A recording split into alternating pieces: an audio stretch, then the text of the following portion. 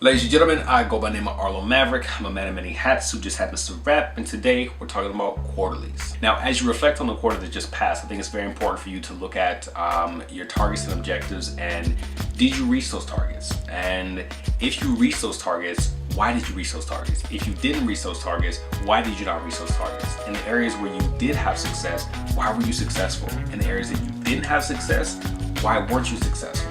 And possibly it's the situation of looking at tweaking certain strategies, or possibly it's a situation of you having to put more time into certain areas. Maybe it's a situation of more resources needed to be allocated to certain areas. Possibly it's a situation of this area or this target that I have is not one that is feasible, so maybe I need to pull back on some of the resources or certain time that I'm putting into this and focusing on areas that I am being successful in. With the 3 months that have elapsed, I think it's very important for you to look at your social media platforms. Are you seeing an increase in followers, likes? Are you seeing an increase in activity? If so, what is causing this? Look back at the 3 months and look at your analytics to figure out what is working for you and what is not working for you. Are there certain posts that you're making that are generating a tremendous amount of followings or reaction or interactivity? If so, figure out how and why it's doing so.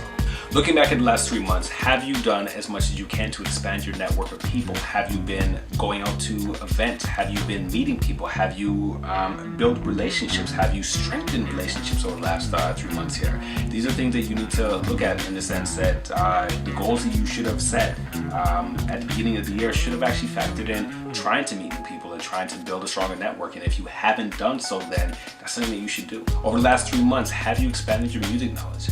Have you built upon the knowledge that you already have? Are you reading more books? Are you reading more vlogs? Are you taking in more information, attending music sessions or information sessions that actually allow you to expand your understanding of the music industry and all these different facets that you need to be in control of?